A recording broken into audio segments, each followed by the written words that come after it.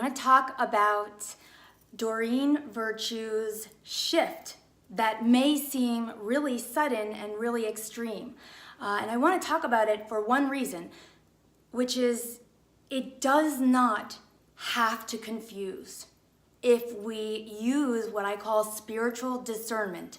That's not my term, but it is the practice by which we go within and ask ourselves what things really mean to us.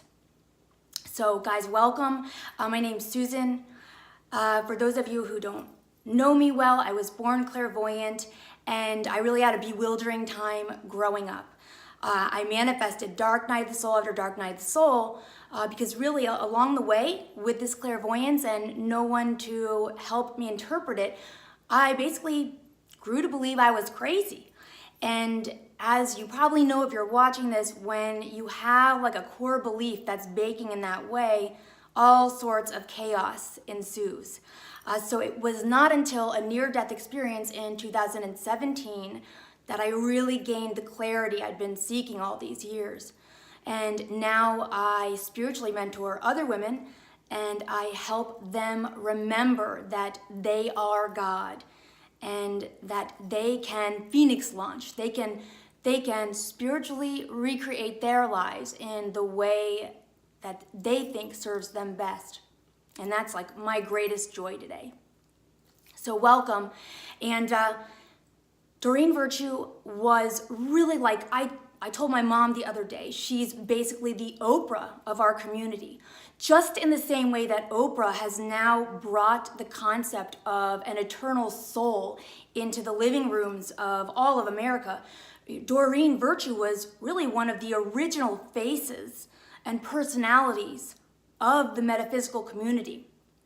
And she was a bright light, and her presence was very warm and very comforting, and her messages were always very uplifting. And I know for myself, I had a major awakening in 2014 where, yes, I'd always been clairvoyant, but all of a sudden coming out of this one particular dark night of the soul in 2014, it was like things went crazy. I opened in a way I never had. Oh, thanks, James. That's awesome. But in 2014, here's an example. All of a sudden, I was seeing through my arm. Literally, I was like laying in bed, looking through my forearm to my bathroom door, my room, losing my mind. And the first person that I found amidst that insane awakening was Doreen Virtue. And if you looked at my Kindle, I have nearly every one of her books. She was my refuge. I didn't at that time have a community. I've built one out of that desire years later, but at the time I did not have anyone. And the person I found comfort and empowerment and inspiration with was Doreen Virtue.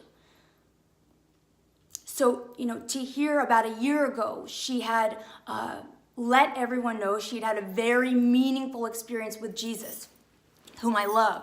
And I don't orbit in any religion, but I love Jesus and I obviously love God. So she had a really major experience with Jesus about, it was really like about a little bit more than a year ago, maybe a year and a half ago. And she had basically said, this is now how she sees things, that she sees it differently. And it seemed more of a what could be seen as a backwards shift, where she was drawing closer to traditional Christianity. And over the last year and a half, her voice and message has become more and more severe, to the point now where she speaks openly about her, like her cards, for example. I still use her angel deck, right? But now she speaks openly, and her message has crystallized, or polarized rather, into very specifically that only Jesus can save a person. So that's wild, right? Because the idea that we need saving at all is so counterintuitive to the general viewpoint of the metaphysical community.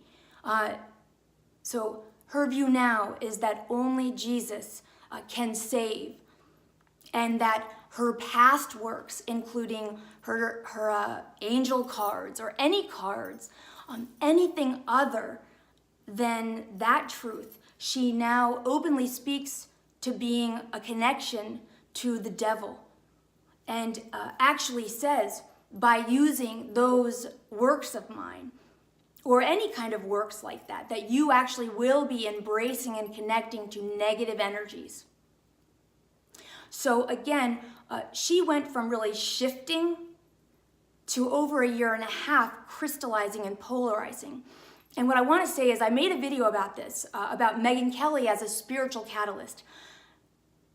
Doreen Virtue, in my opinion only, is stepping forward unexpectedly into that same role of catalyst, which is a beautiful and deeply needed role. We need people to stir the pot so that we are drawn to attention and that we do ask ourselves, this is the key here to discernment. We do need these situations to feel charged up about, so that we go within and ask ourselves, well, what does that actually mean to me? That's the beauty of spiritual discernment. And that is actually how we get to a place of sovereignty, where we have that sense of being wholly empowered, right? And that's what I seek. During my near-death experience, that is how God viscerally felt to me. I was in his presence, and he felt like freedom, capital F, freedom to me.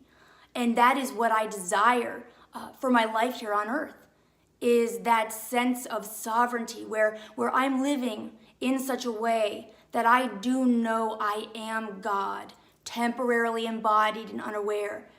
That I'm not enslaved to someone else's opinions if they don't serve me. And so that's what I wanted to suggest for those of you who are questioning or concerned or confused, right? That's understandable. Her perception has seemed to pivot really drastically. But this is the deal. It's gorgeous and beautiful. It allows us to go, wait, what? You know, where we were humming along, taking the status quo for granted, we get this beautiful wake-up call where our attention is piqued. Something unexpected happens. And we get to bring this issue within. And there's actually like this quote. I love this book. I'm a writer too. And Stephen King has a book. It's called On Writing. And this is what spiritual discernment reminds me of. He says in this book, like, the way to write a first draft of a book is to do it symbolically behind closed doors, as if no one else is going to read it and it is just for you. And then for that second and third draft and so on, then you open the doors and you invite others in to participate in the editing process, right? That's what spiritual discernment reminds me of. When something happens that calls something into question for you, leap on that. It is a true divine opportunity. But here's what I would suggest. Leap on that opportunity, but do so with the doors closed. Do so in private, so that you ask yourselves, you take that opportunity and you ask yourself, well, what does that mean to me in private? So you are uninfluenced by anything other than your deepest truth and hopefully your connection with your higher self, with your true resonance. So take it into a meditation, into a quiet time. And meditation might look like many different things for you guys, you know. You could be moving while you meditate, but whatever it is, take it into a space when you know you can connect within and you can get quiet enough to hear that intuition and your greater soul self connection.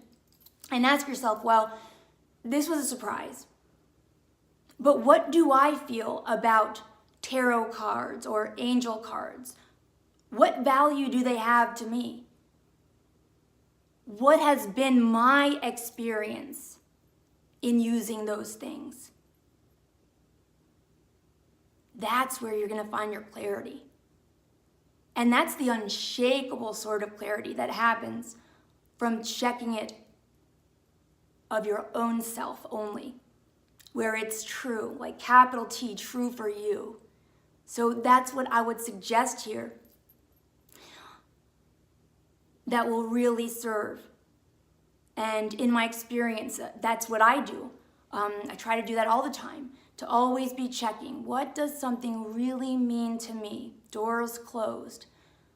Because I really value that sense of knowing as best I can in the moment, I'm honoring what is of my real experience. And I always know that is subject to change at any time, because that is the nature of things here. We see what we can see, but anything could happen at any time, and I'm always open to the next iteration of something I hold to be true. And I hope you are too. Please like this video if you do, share it with anyone you think could really find this interesting. And if you're a woman, I'd love to see you in Divining Women. We have live Q&A for anything that you've got a spiritual question about every Thursday. It's really fun. So guys, I hope this helps, and I hope this kind of launches you into some deeper clarity for yourself. All my love to you, and take care.